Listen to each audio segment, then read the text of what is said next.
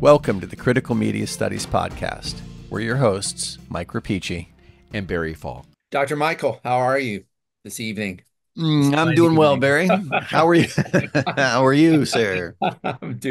I'm doing peachy. I'm doing peachy. I'm happy to be here as always when we get a chance to convene. And this week or this episode, we're going to have a flashback, I suppose. We haven't talked about this in public before, or we No, have, we've or talked no, about this a number of times before, but this is the first you time and we've I, actually decided to turn it you into and an I. episode. Yeah, we're having a flashback episode before we get right back into media studies. Um, in our next episode, we're going to get into cut to the heart of critical media studies with a kind of synoptic essay from Sarah Kimball. Kimball and Zielinska's essay on new media and old media. That's next time. This time we're going to have a flashback episode to 1963, going back very to ancient times, 1963. And we're going to talk about an essay, a very short essay, really kind of a programmatic essay by William Burroughs, the American novelist, an experimentalist and beat, not poet, but Author.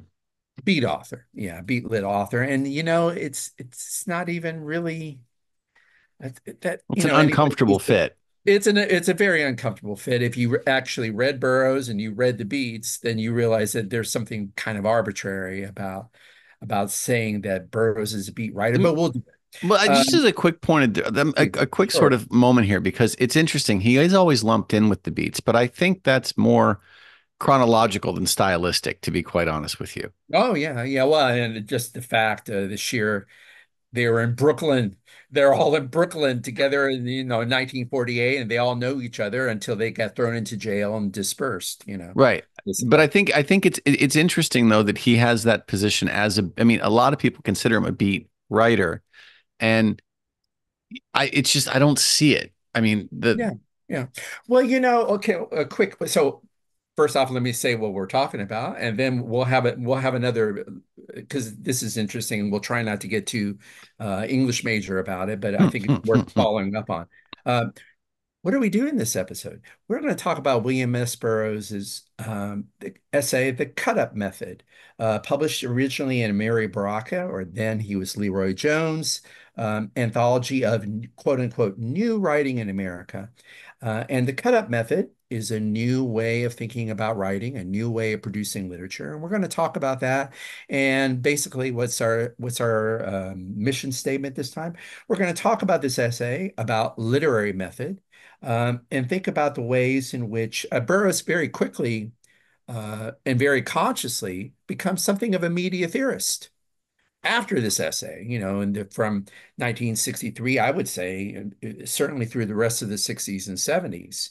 He is as much a sort of media theorist and a kind of experimental artist as as much as anything else you might label him as being. And he's very interested in the possibilities of all kinds of media technologies, tape recording, filmmaking. And in fact, you can see on YouTube his cut up films. He will very soon after this is published in 1963, 1965 or 66. He's making cut up, not only is he making a not only is he making cut up reel to reel or cassette and then later cassette tape, tapes. he'll also be making cut up films with Hmm. Ian Somerville and Anthony Balch. So he becomes an intermediate writer. So that's what we're going to talk about. We'll use this as a springboard to talk about media, see if we can do that.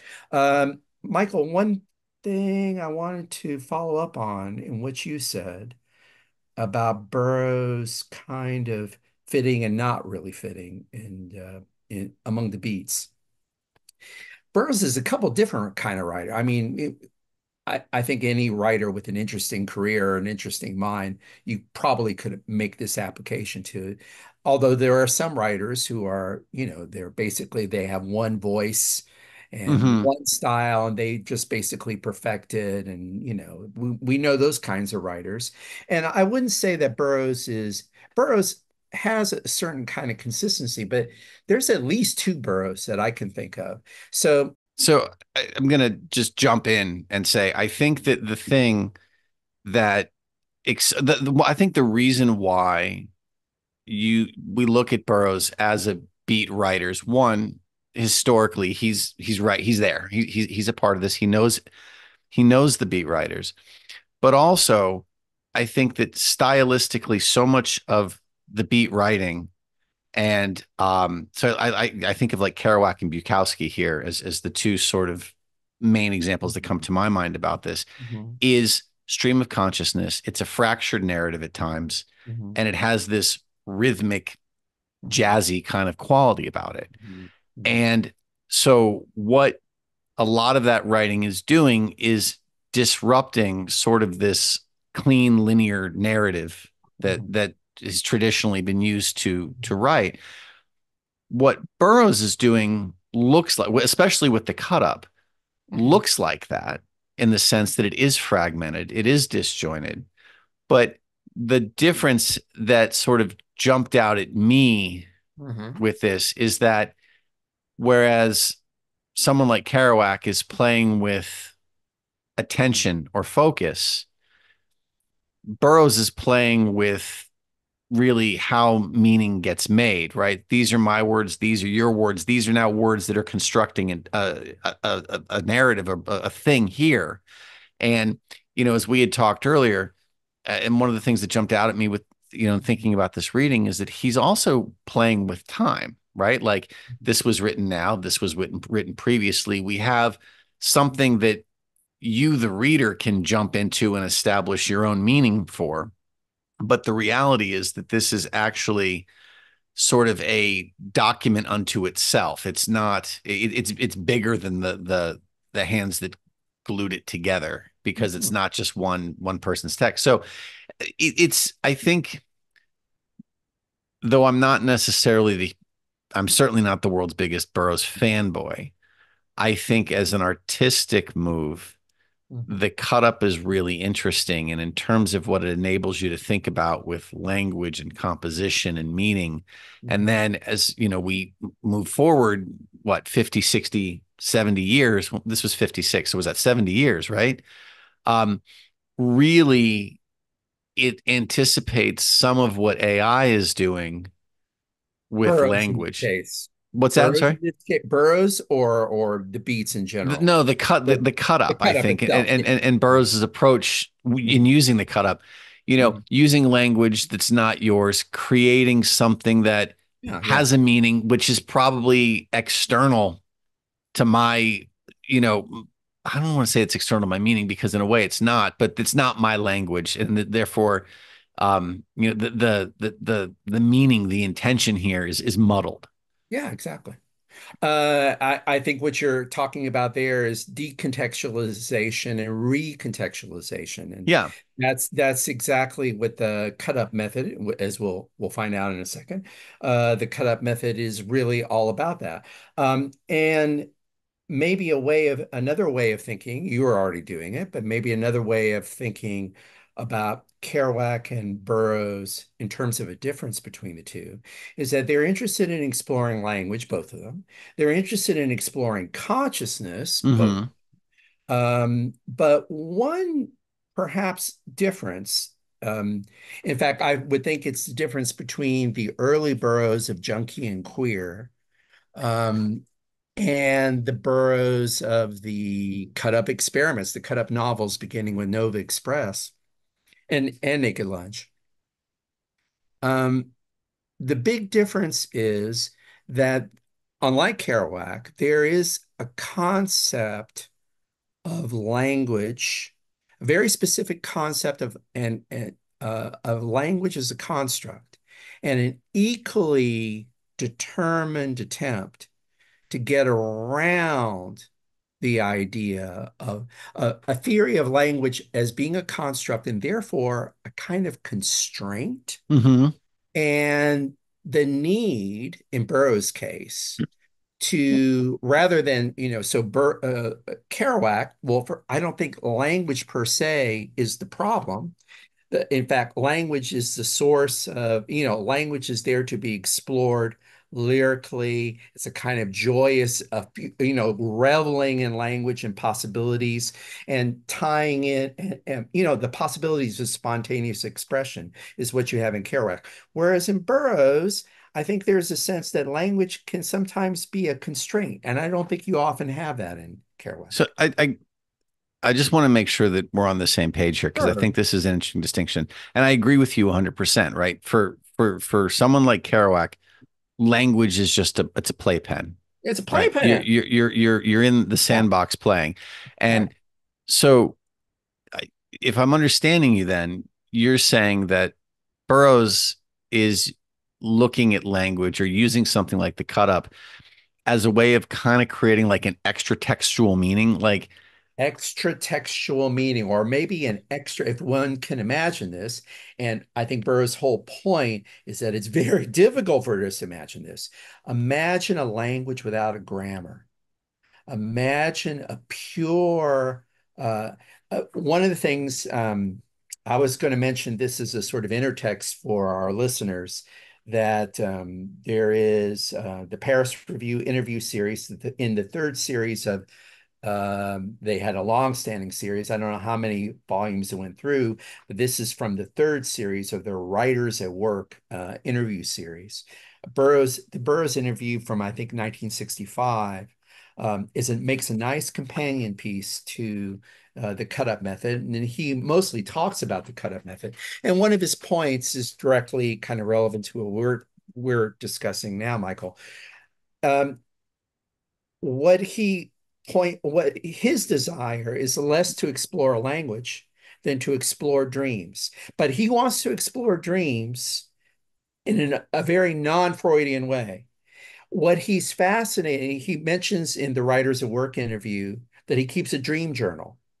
So when he talks about the cut up, he says, one of the things I'm always doing is that I'm always keeping a dream journal.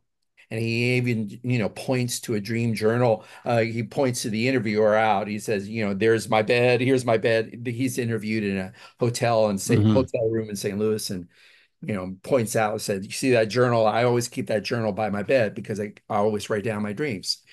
But what fascinates him about dreams is that he feels they are a superior blending of words and images. And in dreams, you still have words, but you have powerful images. That complicates things. But the other thing that he seems to assume is that words in dreams, dream language, is without the constraints of grammar. And that's what I wanted to point So out. And so, I, so grammar is a constraint in language. I have a quick question for you about this, and I think Sure. we should Can I probably can I move finish the in. thought Oh yeah, there? by all means, I please, didn't please. quite, I didn't quite finish it because it's kind of a difficult thing to say, and I just want to make sure I get all the No, parts. absolutely. I'm sorry. That just that. So what he and I'm pointing this out just because I think Kerouac isn't as actively. He's not energized by these problems, right? But Burroughs, by this point in the early '60s, mid '60s, and continuing actually throughout there, he's energized by this idea that the grammar that language structures, syntax and grammar, force us into a kind of binary logic. And so he's sort of in search of liberating language from itself or getting beyond the word. And that's kind of what the cut up is all doing. So I think that's really helpful. I think that's really interesting, and I think that in terms of distinguishing what makes beatnik writing different than, or what separates Burroughs from the beats, I get that, right? But the pragmatist in me is having fits right now, and I just want to ask one quick question about this. Sure. So in a dream, Hmm. right? Hmm. Meaning or understanding or whatever is going to approximate those things is Hmm. intrinsic to the dream. So you don't even need language, quite frankly, in the dream, Just have the image, really, right? Or right? you don't even necessarily need the image. There's an emotional aspect of this. Oh, sure. There Sure. is, and intrinsic meaning from the experience of the dream. And so when we say, okay, we're looking for a language without a grammar, I really, and I'm not a grammarian here, this is not something that I'm necessarily opposed to, Hmm. but I struggle to understand how something like that works in translation. And what I mean by that is if you're going to take something like the cut up, and Mhm. I don't, maybe it's a pointless question to even ask. I haven't decided yet. But if we look at something like a cut up, Mhm. it is disruptive, right? It does not adhere to the normal patterns of what's the word? How do I want to explain this? It, to communication, right? So because you've got multiple voices, multiple contexts merging into this one space in a very dreamlike sort of quality. The difference, though, is you're trying to communicate this to an external public. And so what happens is you create some cut up thing, right? Mhm.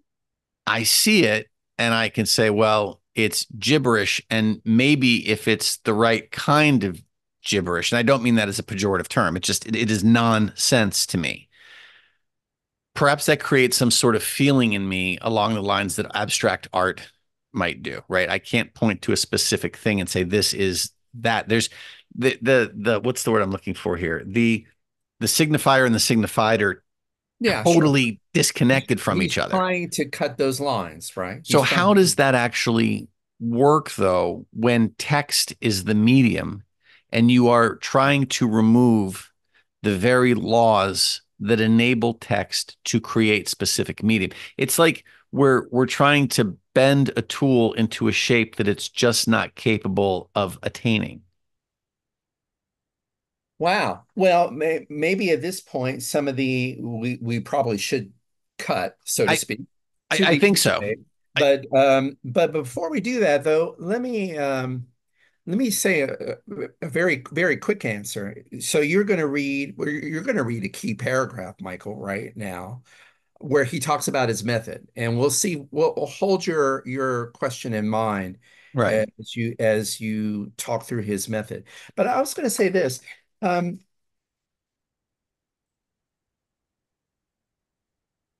I See, think your question is, or did you want to rephrase your no, no, question? no, no, no, no, no. Um, I think your question is holds on to a real. I mean, I think your question articulates a real uh, tension in his project, or maybe a contradiction in his project, because one of the things about the cut up, either as method or as object, is that it makes a curious kind of sense, Hmm. i.e., it's not nonsense. In fact, let me just steal a moment away from you before you start reading, because I want to start on this.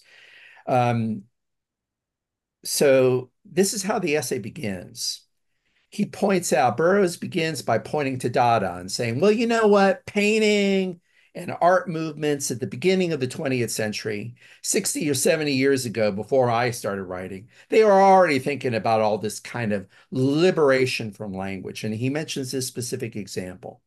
And as I read it this time, I thought his example is horse patootie Hmm. for the reasons that your question suggested. So here's how he opens up the cut-up method.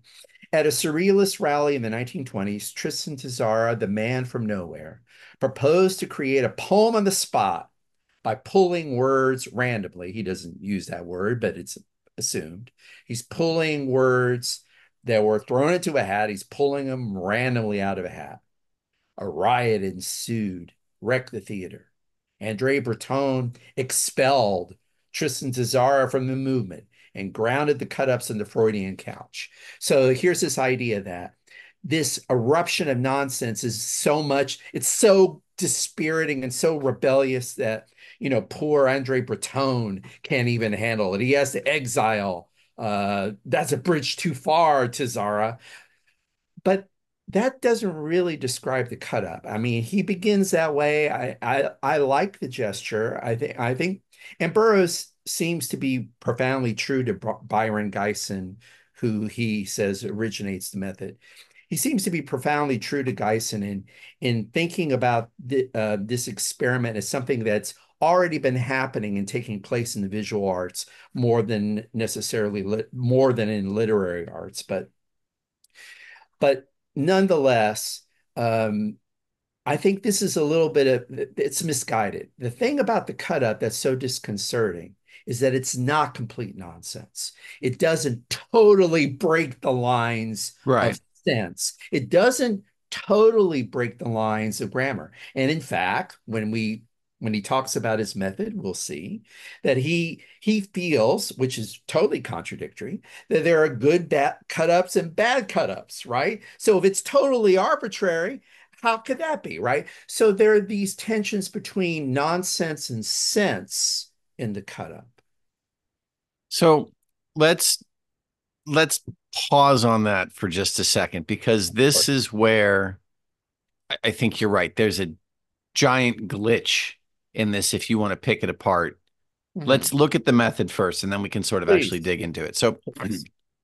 in appropriately, we're going to Method is skip simple. what's that? The method is simple. The method, the first words of this paragraph. The method is simple. Here is one way to do it. Take a page like this page. Now cut down the middle and cross the middle. You have four sections. One, two, three, four. Now rearrange the sections, placing section 4 with section 1 and section 2 with section 3. And you have a new page. Sometimes it says much the same thing. Sometimes, Sense. Let me stop you right yeah, there because sometimes it makes sense. It works. sometimes it works in a syntactic grammatical way almost, right? Right. Right. Back at it. Sometimes something quite different. Cutting up political speeches is an interesting exercise. In any case, you will find that it says something and something quite definite. More Yes, sense, right? something different, but sensible. Sensible, right? Take any poet or writer you fancy, hearsay or poems you have read over many times. The words have lost meaning and life through years of repetition. Now, see, this to me is an interesting statement. It I'm going is to pause interesting. for a I second agree. I because, agree. I according agree. to that statement, one aspect of the cut up is to save language, to To save literature. defamiliarize language by messing around with Yes, it. to reclaim it from the Absolutely. banal, mundane Beautiful. overuse that we've. Absolutely. Okay. From over Um, familiarization. That's really important. No, I think yeah, that's a great insight. Thank so you. the words have lost meaning and life through years of repetition. It's like we're reupholstering a couch here, right? Absolutely. And you got to do that to keep the language fresh or the You couch fresh. do. Right. Now, take the poem and type out selected passages. Fill a page with excerpts. Now cut the page. You have a Voila. new poem. So Voila. we're taking the same language, we're just only putting part of it into the hat and we're cutting it up, but it creates a new poem. As many poems as you like, as many Shakespeare Rimbaud poems as you like. Tristan Tzara said, poetry for everyone. And Andre Breton called him a cop and expelled him from the movement. Say it again. Poetry is for everyone. Poetry is a place and it is free to all. Cut up Rimbaud and you are in Rimbaud's place. Here is a Rimbaud cut up. So on one hand, the the mission of the cut up is Hmm. to revitalize language. It is to reappropriate language. It is to democratize language That's really and crucial make it too. and make art a public thing. It is Totally right. it Totally it right. is and so that's all great. Everyone's an artist. Everyone's an artist. But if everyone's an artist, Barry, then no one's an artist and this all means nothing. Well, if everyone's an artist, no one's an artist, but it doesn't necessarily mean that it all means nothing. I agree with you that claim number one entails claim number two. but I would disagree that claim number three is a necessary part of it.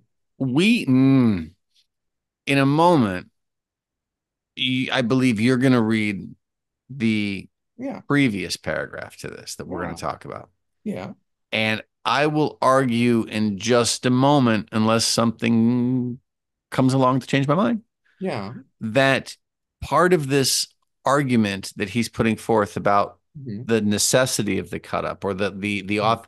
the fact that the cut up is a thing that is already here in the other arts, Mhm. really really jeopardizes any sort of claim to creativity, intentional creativity. Mhm. Let's go. Go ahead. Let's jump into it. We'll see. You want me to go Yeah, ahead? yeah, go ahead. Let me take one though digression, just Sure. because I wanted to just do a quick digression because you had mentioned time earlier, and one of the sentences you read previously, okay, this will be a digression because Hmm. I'll go immediately into the cut up method brings to writers the collage, which we'll talk about in a second. But I think this is worth mentioning because you early on, Michael, you suggested something about there's a way in which the cut up not only plays with language, or maybe its play with language necessarily means a play with time. Right. Um, and I thought of that in one of the sentences you read in that paragraph. So I want to go back to it. When it's the very beginning. Now cut down the middle and cross the middle. You have four sections, one, two, three, four. Now rearrange the sections. See if you, I'm interested to see if you agree with me on this. Let me read this sentence. Now rearrange the sections of the page, placing section four in the place of section one and section two with section three. Hmm. Now, am I right to think that there is a way in which the spatial rearrangement of words is kind of, in Burroughs' mind, messing with the temporality, messing with time, and causal and order, messing with temporal order as much as it is messing with a spatial order. Like when you take the parts of the, I mean, maybe I'm thinking about the ways in which that interferes with grammar, like in the sense that if you, a lot of sentences in the English language, if you end with a verb and you have your subject at the beginning, that if you put the verb on, if you put the verb at the beginning, you're kind of messing with the time of the sentence, the order of the temporal order, or temporal order of Certainly. sequence of the Certainly. sentence. And so there's a way in which playing with space is a kind of magic operation in the cut up, where Well, you're also you're playing with time. yeah, I think that what it's doing, and if you take the cut up really, and I think Burroughs did this, if I'm correct in this, he would cut with no concern for the integrity of the word. If he cut a Oh, yeah, word yeah, in yeah, half, then yeah. by God, you got half a word, right? And so what you're doing is not only are you messing with language in the sense that you're creating new associations among words, Mhm. you're messing with language in the sense that you are literally Cutting up abbreviating the words letters. Yeah. randomly, You're putting, but you are also decontextualizing sure, language sure. without the guarantee of a recontextualization. And if you do Absolutely. get a recontextualization, there is no guarantee that it is a sensible or one that's going to have Sure. any connection to anything else that you got. So, in that regard, we are absolutely he is absolutely messing with time. Add to the fact that not just from a grammatical perspective, but remember, this is also a project to revitalize language. What's old is new. So we are quite literally Have a new poem. It's really amazing when out of you read old it, right? tired language. So Yeah. in every possible way, we're playing with time in that regard. Yeah, it's like this idea that language in itself, language tends to become boring and familiar. Even images can become boring and familiar through repetition. But this promises a way out of that particular impasse. Okay, well, I just wanted to bring that up. I will Mhm. now move to the end of the paragraph. Okay, let's set this up again. You said you are going to refute his notion of creativity, right? With Like this. I think that the cut up puts creativity, Mhm. intentional creativity, which I guess is the same Intentional thing, creativity. in a Okay. very difficult spot. Okay. All right, let me read. Then I will pass the baton to you. Okay. So this, dear listener, um, this paragraph actually precedes the one that Michael just read to you, but we're going to perversely close with, or in the spirit of the cut up, In the spirit of the we're cut going to up. close our episode, but with our musings on this particular paragraph. And so, without any further ado, the cut up method brings to writers the collage, the visual collage, which has been used by painters for 50 years and used by the moving and still camera as well. In fact, all street shots from movie or still cameras are by the unpredictable factors of passersby and juxtaposition cut-ups. Ooh, is Dr. Rapici going to take issue with that? I don't know. I can't wait to hear. And photographers will tell you that often their best shots are accidents. Like, are you getting angry? Are you getting angry as I read this? Oh no, Because I'm I'm kicking back and put my feet up. writers will tell you the same. Michael, listen, writers will tell you the same. The best writing seems to be done almost by accident, but writers, until the cut up method was made explicit. Oh, can you read this? I can't read this sentence and make it make sense. Let me see that again. Am I doing it wrong? The best writing seems to be done almost by accident. But writers, until the cut up method was made explicit, all writing is in fact cut ups. I will return to this point. Had no way to produce the accident of spontaneity. That's a contradiction for you.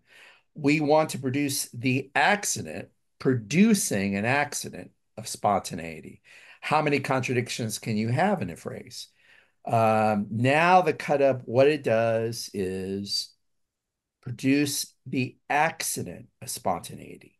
You cannot will spontaneity. But wait a minute, Will, didn't you just do that? You see where Aren't you I'm saying this is my issue you right here. cannot will spontaneity, but you can introduce the unpredictable spontaneous factor with a pair of scissors? Okay.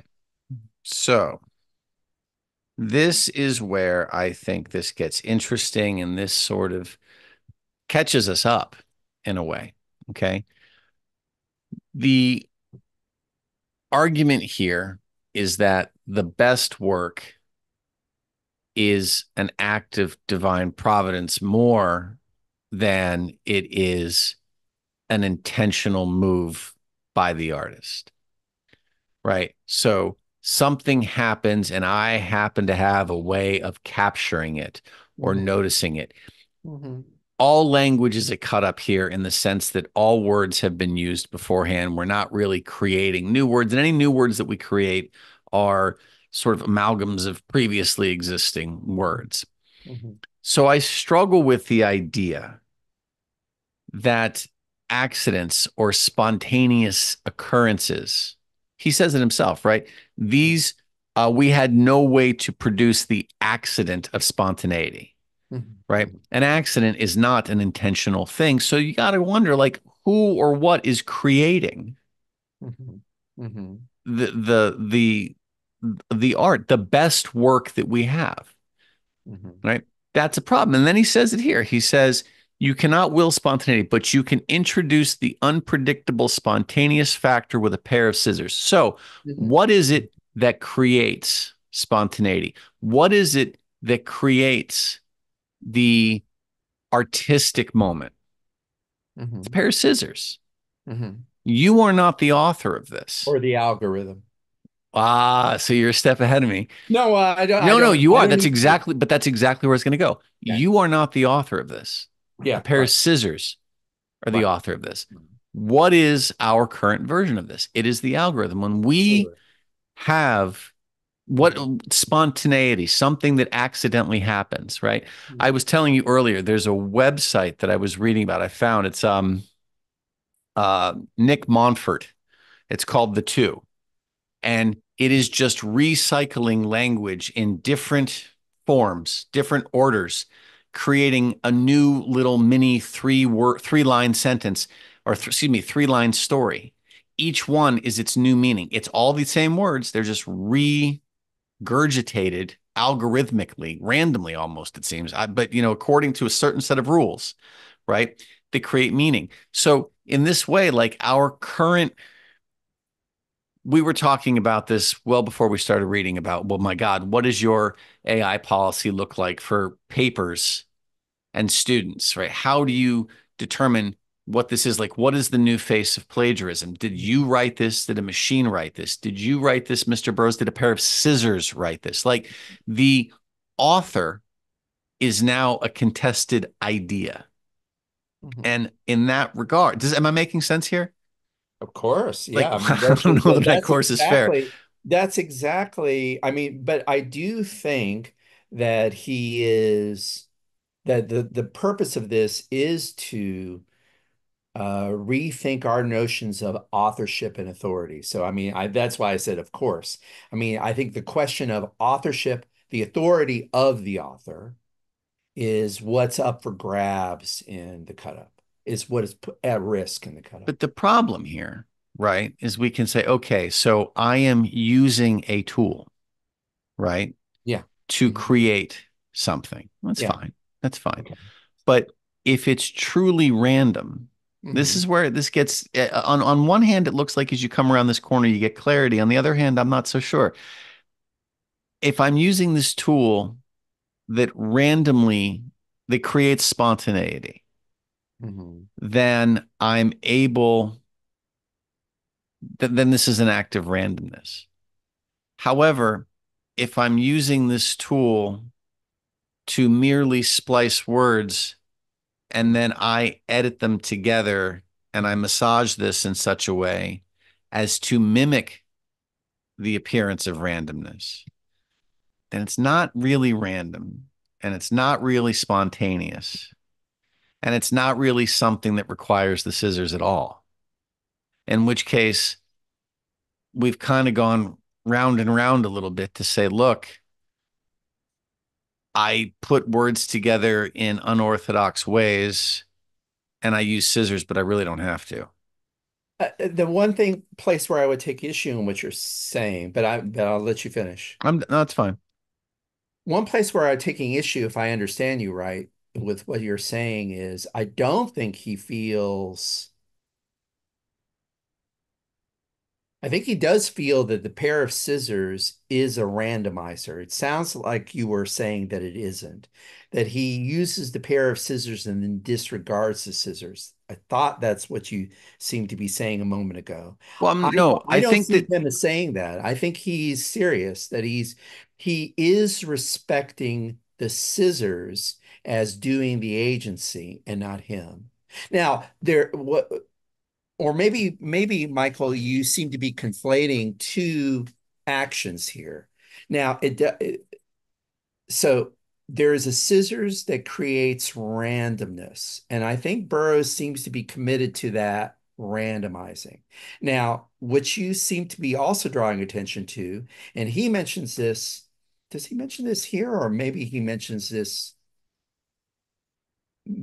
oh no, I think he mentions yes in this particular essay because we're looking at the very top of it. So I think he mentions it here that he certainly mentions it in the Writers at Work interview. He talks about the fact that, after he uses the scissors, he throws things away. He says that one works, this one doesn't work, right? So, correct.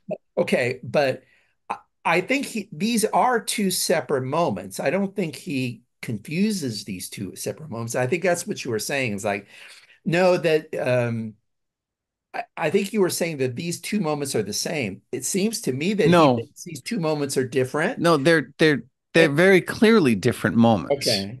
So what is your objection then? but they're two different moments in the same Does process. one annul the other? I feel Is like it that your does, right? Because if I use scissors to create a spontaneous moment, Mhm.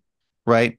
That moment is only spontaneous or genuine or authentically unique Mhm. if I let it be. The minute I start to edit it or pass judgment upon it and therefore privilege something else over that, it's Mhm. no longer spontaneity. Well, no, that's a great point. But I I don't know. Well, that might be you may have put your finger on a basic contradiction here Yeah, because I'm not saying the end yeah. result like you have an end result, but the question that the thing I'm taking issue with is Mhm. Mhm. if you're like it, I think it's one thing to say, okay, I am making a film Mhm. and the camera hatch just happens to catch something that is completely outside of my control. Mhm. Mhm. Okay. I can leave that in the film and this becomes an added bonus, Mhm. right? But if that moment exists in the film strictly to capture that specific moment, Mhm. and if it wasn't there, I would still keep it. Then you Mhm. have randomness, Mhm. right?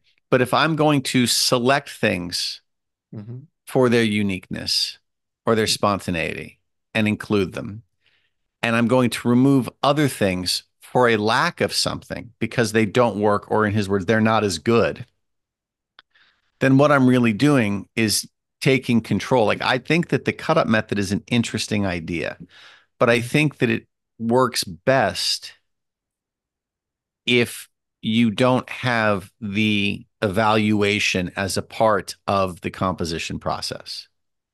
Well, I don't know if he thinks, and I have to say, I think I agree with him. I don't think he is as interested in control or spontaneity. I don't think he's interested in either one of these as an absolute principle. It Mm-hmm. seems like you want him to have either one or the other as an absolute principle. And I think he doesn't want that. So I'm fine with that, right? Like I don't need to But to but control it, but also I would think, Michael, I guess let me push back just a little bit more that I would also think he's right to do that because I think that that is kind of at the heart of the creative process. It's a mixture of things you can't control and things you can control. And I think that's basically all he's really saying here in his. I don't see this as a huge, unprincipled, horrible contradiction. I think he's just noticing that you can't build on accidents completely. I think actually he's being pragmatic here, but maybe that's the difference. You're thinking he's being consistent and no, I don't fatally so. no, I don't think that's quite right. I think what I'm trying to say Uh-huh. is that my understanding of his point is he's saying Okay. the best work that we do Okay. is it's unintentional, and that's fine. Okay. But his process is marked by an intentionality, excuse me, of selecting this and editing that Great. and combining, Oh, right? And yeah. it's not that it's a fatal flaw, Uh-huh. it's a contradiction to Okay. say, Now I okay, well, yeah, I got it. I got it totally now. So I guess my question for you is, what is your problem with that contradiction? You got it. I mean, you got him dead to rights. mhm. He's contradicting himself. So tell me now a little bit more about Well, it's not okay. So it's why do not I this.